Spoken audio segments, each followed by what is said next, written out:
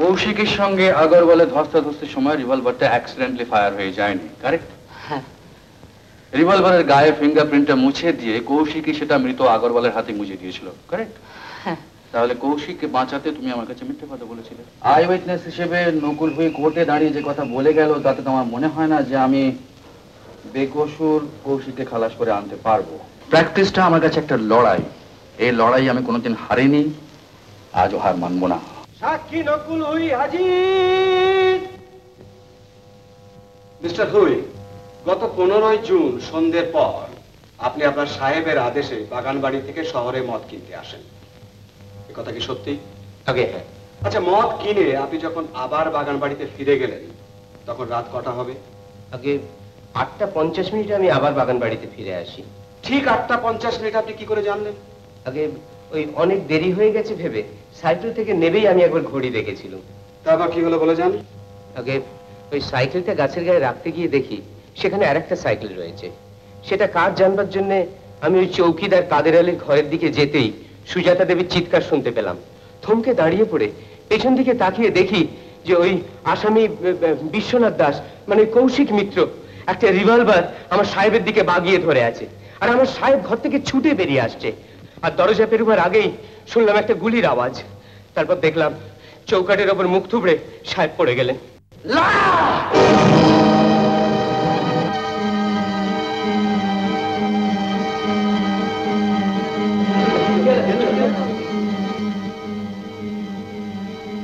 আদালতের কাজ আজকের মতো এখানেই শেষ।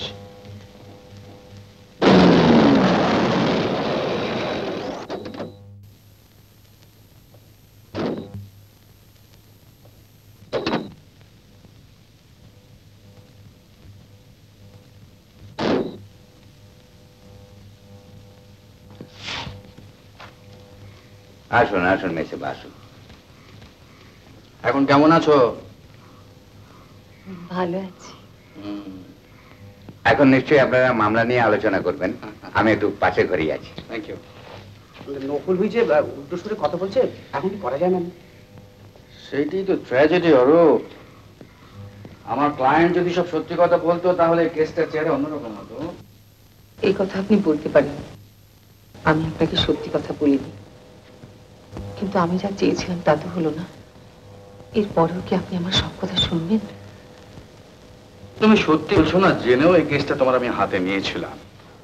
আজ বহুদিন বাদে কালো গাউনটা গায়ে চাপিয়েছি শুধু তোমারই জন্য। এখনো যদি তুমি আমার কাছে সব কথা খুলে বলো তাহলে আমার পক্ষে সুবিধা হয়, আমি একবার নতুন করে চেষ্টা করে দেখতে পারি। বলবো, আমি আপনাকে সব কথা বলবো, শুধু কিভাবে বলবো আমি বুঝতে পারছি না। Alright, let me help you. আমি তোমাকে প্রশ্ন করে যাচ্ছি, উত্তর দাও। কৌশিকের সঙ্গে আগরওয়ালের ধস্তাধস্তির সময় রিভলভারটা অ্যাক্সিডেন্টলি ফায়ার হয়ে যায়নি, কারেক্ট? হ্যাঁ। রিভলভারের গায়ে ফিঙ্গারপ্রিন্টটা মুছে দিয়ে কৌশিকই সেটা মৃত আগরওয়ালের হাতে মুছে দিয়েছিল, কারেক্ট? হ্যাঁ। তাহলে কৌশিককে বাঁচাতে তুমি আমার কাছে মিথ্যে কথা বলেছিলে? না। তাহলে আমাকে বাঁচাবার জন্য কৌশিকই মিথ্যে স্টেটমেন্ট দিয়েছিল। তোমাকে বাঁচানোর জন্য কৌশিক? কৌশিক নয়, আমি আগরওয়ালকে গুলি করেছিলাম।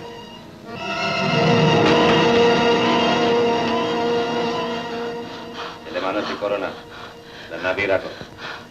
না, আপনি আগে এগোবেন না। তোমার হাত কাঁপছে। আমি গুলি করব। গুলি করা অত সহজ না, তুমি পারবে না সুজাতা। আমি গুলি করব, আমি গুলি করব।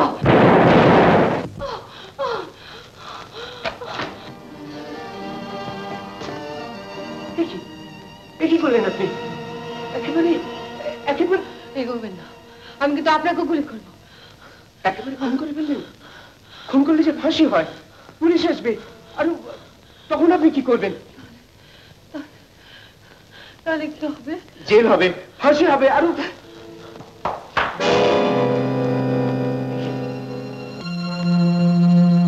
কি করে হলো? কে করলে? সুজাতা দেবী। সুজাতা? আমি খুব করে বলছি, তুমি বিশ্বাস করো, আমি নিজেকে বাঁচাতে গিয়ে আমি খুন করে ফেলেছি। আমি খুন করে ফেলেছি।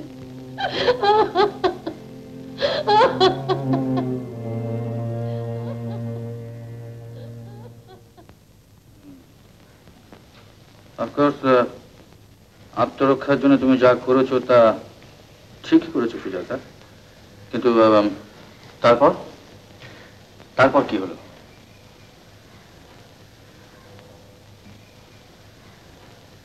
কৌশিক আমার কাছ থেকে সব শুনে বললে, পুলিশের কাছে সত্যি কথা বললে হয়তো তারা বিশ্বাস করতে চাইবে না। তাই কৌশিক নিজে থেকেই বলবে। সে হঠাৎ ওখানে গিয়ে হাজির হতেই আগরওয়াল ওর উপর ঝাঁপিয়ে পড়ে। ওদের মধ্যে ধস্তাধস্তি হয়, আর তার ফলে আগরওয়ালের হাতের রিভলভার থেকে আচমকা গুলি ছুটে গিয়ে আগরওয়ালের নিজের গায়ে লাগে। আমি এতে রাজি হই, কিন্তু নকুলবাবু মিথ্যে এজাহার দিতে রাজি হন না। তারপর আমি তাকে নগদ 10,000 টাকা দেবো এই শর্তে উনি রাজি হলেন। তারপর কাদের থানায় গেল। এরপর তো আপনি সবই জানেন। তুমি দুবার ফায়ারিং এর কথা বললে না? হ্যাঁ, দুবার গুলির আওয়াজ আমি নিজের কানে শুনেছি। আগরওয়ালের ডেড বডিতে কিন্তু একটা গুলির চিহ্ন পাওয়া গেছে। আমি একবারই ফায়ার করেছিলাম, কিন্তু ওই অবস্থা আমার হাত এত কাঁপছিল, হয়তো আপনা থেকে রিভলভারটা আরেকবার ফায়ার হয়ে যায়। আমি দ্বিতীয়বার গুলি ছুড়িনি। দ্বিতীয় গুলিতে হয়তো ওই খোলা দরজা দিয়ে বেরিয়ে গিয়ে থাকবে।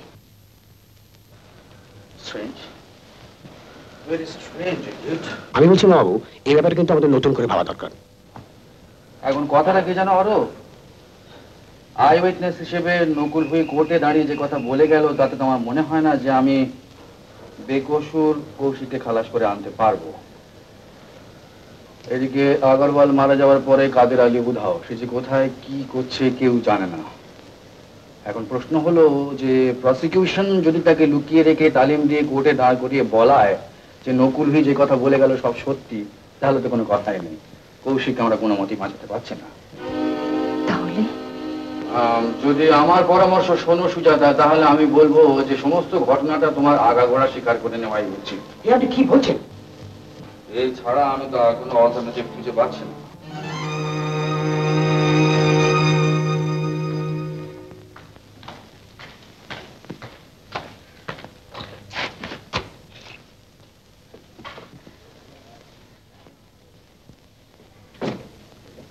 Congratulations, Kaushik Babu. You are released. Released? How?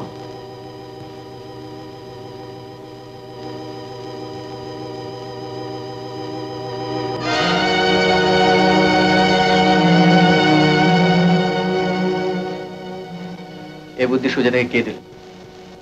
আপনার defence council mister P.K. Basu. Mister Basu?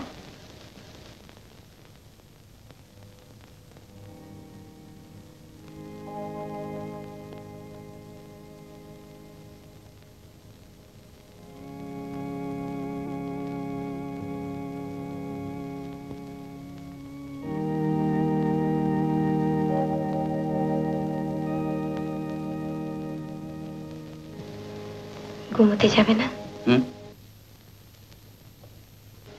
একে তুমি ঘুমাওনি? ঘুম আসছে না।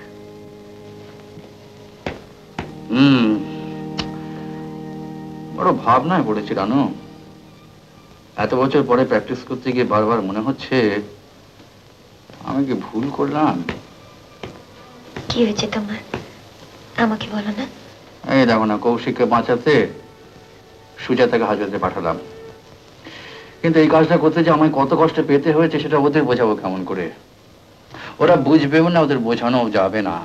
ঠিক বুঝবে। তুমি সুজাতাকে ছাড়িয়ে আনো। হাও হাও কেমন করে?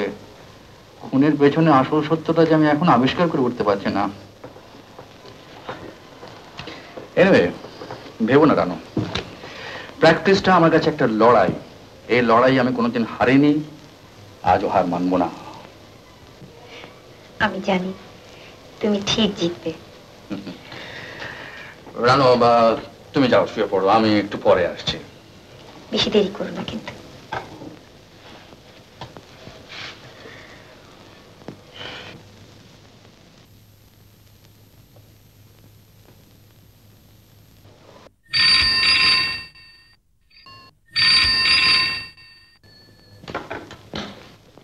হ্যালো, রমেন, বলো। একটা সাংঘাতিক খবর। হ্যাঁ, কখন? এই একটু আগে। He is now in my custody. Good good, very good. শোনো, তুমি ইমিডিয়েট একটা কাজ করো, .38 বোরের রিভলভার তোমার এলাকার মধ্যে আর কারো আছে কিনা এই খবরটা নিয়ে আমাকে দাও। হুম হুম, বাই। আমি নিশ্চয়ই দেখব। আচ্ছা।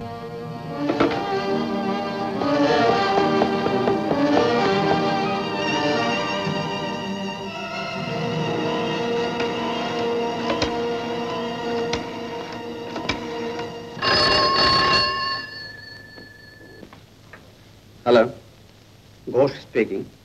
বিপুল, মামু, শোনো, আগরওয়াল মার্ডার কেসের ক্লুটা একদিনে মনে হচ্ছে আবিষ্কার করা গেছে।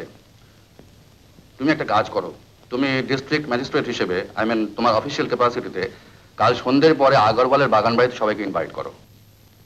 হ্যাঁ, ওই সুজাতার এগেনস্টে এখনো তো কোনো চার্জ ফ্রেম করা হয়নি, সুতরাং এই অবস্থায় পরিস্থিতিটা একবার ভালো করে তোমার সামনে, হ্যাঁ, কাকে কাকে ইনভাইট করবে। আচ্ছা, তুমি প্লিজ একটু নোট ডাউন করে নাও। হুম, লেখো, পিপি মিস্টার মাইতি, রমেন গুহ, নকুল হুই, আমি তুমি তো আছি, আর ওই ছোকরা দুটিকে বলতে ভুলো না, ওই যে কৌশিক আর অরূপ, ওদের থাকা দরকার। Right, good night.